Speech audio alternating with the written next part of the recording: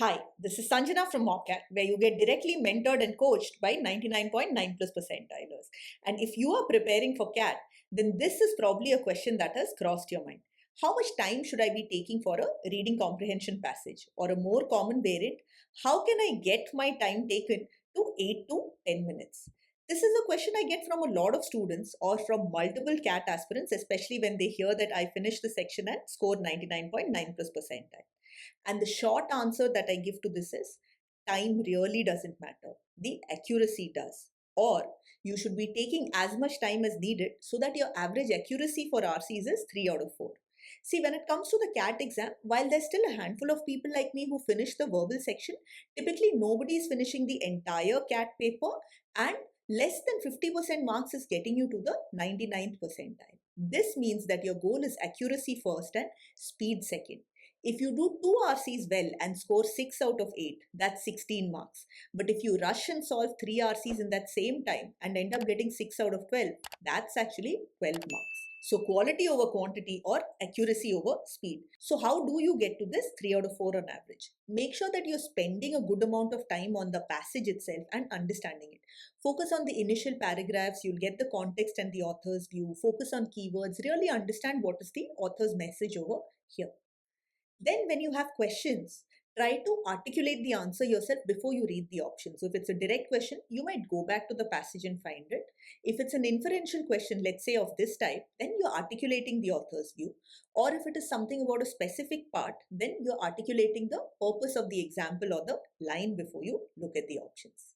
This is something which paradoxically will actually not just boost your accuracy, but it will save your time. You won't spend a lot of time stuck between options or doubting yourself, or worse, leaving that question even though you have put in the time to read the RC and try to figure out the question. So, this is something that you should be doing while solving RCs.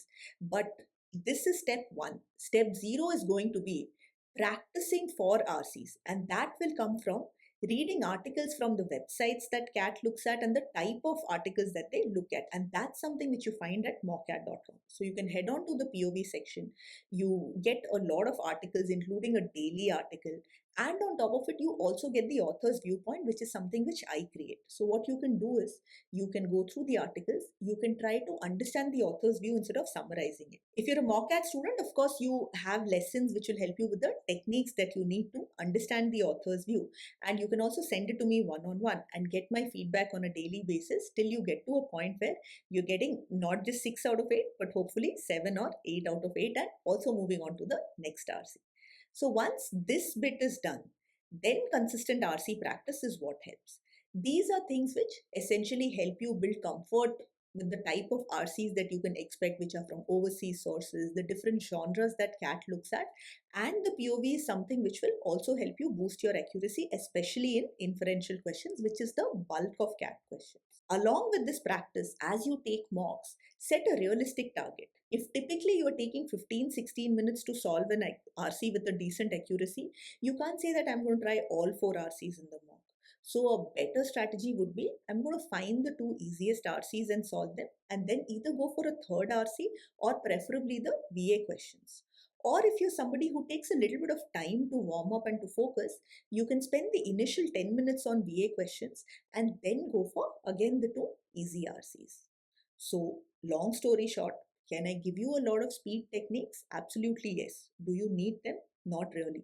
Because if you're going for the daily reading, you are getting comfortable across genres, you are understanding different concepts, possibly boosting your vocabulary by looking up meanings of unknown words and revising them, maybe going for our speed verbal modules that we have. That itself is something which is going to work, coupled with the focused read and the RC solving techniques. So head to mockcat.com, read today's article, and try to find the POV. If you want to understand more about this author's point of view, then here's a video which will help you out. And for every article, you'll have the POV which I have created. In case if you have any other doubts about verbal or any other section, just put it in the comments and I'll help you out. And if you're ready for full scale prep, you want access to lessons, live classes, mocks, as well as mentorship by 99.9 plus percentilers, then sign up at mockcat.com or call the number that's on the screen now. So remember, make every question count, focus on accuracy and then speed. All the best.